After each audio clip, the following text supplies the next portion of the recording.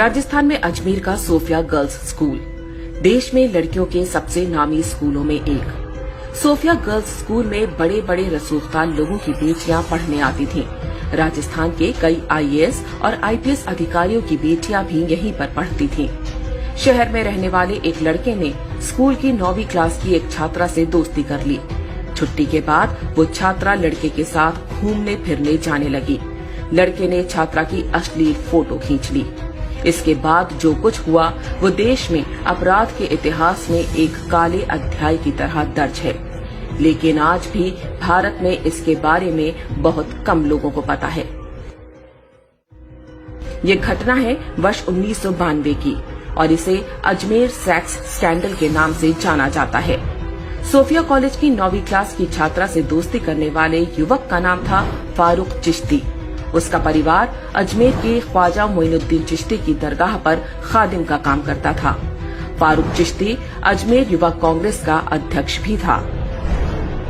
छात्रा को प्रेम जाल में फंसाने के बाद फारूक चिश्ती ने उसकी अश्लील तस्वीरें लेनी और फिर ब्लैकमेल करना शुरू कर दिया। पहले छात्रा का यौन शोषण होता रहा, फिर उससे कॉलेज की दूसरी सहेलियों को लाने को कहा गया। एक के बाद एक लड़कियां इस जाल में फंसती गईं और इज्जत बचाने के लिए वो अपने साथ दूसरी लड़कियों को भी लाती गईं। कुछ से तो उनकी भाभी और बहनों को लाने को भी कहा गया था। पहले एक लड़की, फिर दूसरी और फिर तीसरी। बहुत जल्द ही इस गिरोह के जाल में लगभग 200 से अधिक हिंदू लड़कियां फंस चुकी थीं। अपुष्ट दावों के अनुसार लगभग 250 लड़कियां गिरोह के जाल में फंस चुकी थीं। ये लड़कियां किसी गरीब या मध्यम वर्गीय परिवारों की नहीं, बल्कि अजमेर के सबसे रईस परिवारों की थीं। यह सब कुछ होता रहा और किसी लड़की के घर वालों को भनक तक नहीं लगी। यह मात्र संयोग नहीं था कि सिर्फ हिंदू लड़कियों को ही निशाना बनाया गया, मुस्लिम लड़कियों को छुआ तक नहीं गया। जिन लड़कियों से बलात्कार हुआ उनमें से अधिकांश 10वीं और 12वीं क्लास में पढ़ती थीं। मास्टरमाइंड फारूक चिश्ती अकेला नहीं था, उसके साथ अजमेर शरीफ दरगाह से जुड़ा एक पूरा गिरोह सक्रिय था। उसके मुख्य सहयोगी थे नफीस चिश्ती और अनवर चिश्ती। ये दोनों भी युवा कांग्रेस के नेता थे। बहुत संगठित ढंग से उनका गिरोह अपना काम करता रहा। मजहबी और कांग्रेसी संरक्षण मिला हुआ था, इसलिए डरने की वैसे भी कोई बात नहीं थी। अजमेर के ही एक फार्म हाउस पर यह काम बड़े आराम के साथ चलता रहा।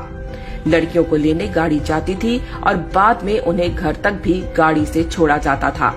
बलात्कार के समय उनकी फोटो खींच ली जाती थी ताकि वो किसी के आगे मुंह खोलने की हिम्मत ना करें। उस जमाने में आज की तरह डिजिटल कैमरे नहीं होते थे। तब कैमरे की रील ढूंढने जिस स्टूडियो में गई वह भी एक मजहबी व्यक्ति का था। स्टूडियो वाला भी एक्स्ट्रा कॉपी निकालकर अलग से लड़कियों का यौन शोषण किया करता था। ये ब्लैकमेलर्स स्वयं तो बलात्कार करते ही अपने दोस्त यारों को भी उपकृत करते। जिन लड़कियों के साथ बलात्कार और ब्लैकमेलिंग हुई उनमें से कुछ ने आत्महत्या करनी शुरू कर दी। एक ही स्कूल की छात्राओं का इस तरह आत्महत्या करना ही मामले की पोल खुलने का कारण बना। शुरू में पुलिस ने 8 आरोपियों को गिरफ्तार किया। समाज में बदनामी के डर से अधिकांश लड़कियों के परिवारों ने पुलिस में शिकायत दर्ज कराने से भी मना कर दिया।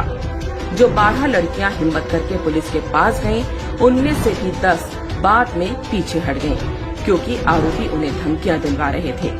बाकी बची 2 लड़कियों ने ही केस को आगे बढ़ाया। उन्होंने अकेले 16 आरोपियों की पहचान की। यह वो दौर था जब बलात्कार जैसे अपराधों में कड़ी सजा नहीं होती थी। घटना के 6 वर्ष बाद जिला न्यायालय ने 8 आरोपियों को उम्र कैद की सजा सुनाई, लेकिन मुख्य आरोपी फारूक चिश्ती ने खुद को मानसिक रोगी घोषित करवा लिया, जिससे उसके मुकदमे की सुनवाई लटक गई। जिन आरोपियों को उम्र कैद हुई थी उनकी भी सजा को 10 साल की जेल में बदल दिया गया। एक फरार आरोपी सलीम नफीस 19 वर्ष बाद साल 2012 में पकड़ा गया। बाद में वह भी जमानत पर छूट गया।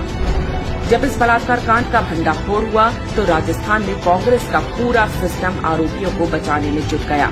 जो भी सामने आता उसे डरा धमका कर चुप करा दिया जाता। कहा गया कि आरोपियों पर कार्रवाई हुई तो सांप्रदायिक माहौल खराब हो जाएगा।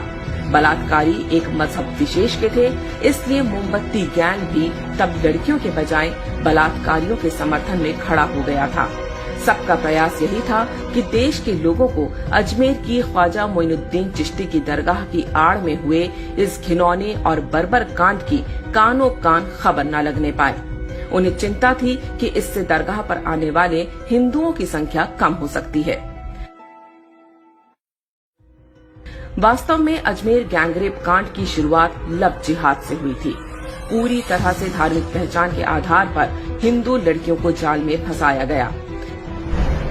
हिंदू आश्रमों और साधु संतों पर बेहूदी फिल्में बनाने वाले जिहादी बॉलीवुड ने भी कभी अजमेर के खादिमों के हाथों हुए इस बलात्कार कांड पर कोई फिल्म नहीं बनाई।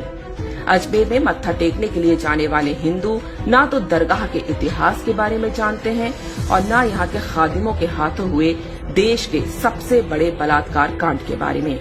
उनको ये भी आभास नहीं होता कि ये मात्र किसी सूफी की दरगाह नहीं, बल्कि यहाँ ना जाने कितनी अबोध हिंदू लड़कियों की चीख भी दफन है।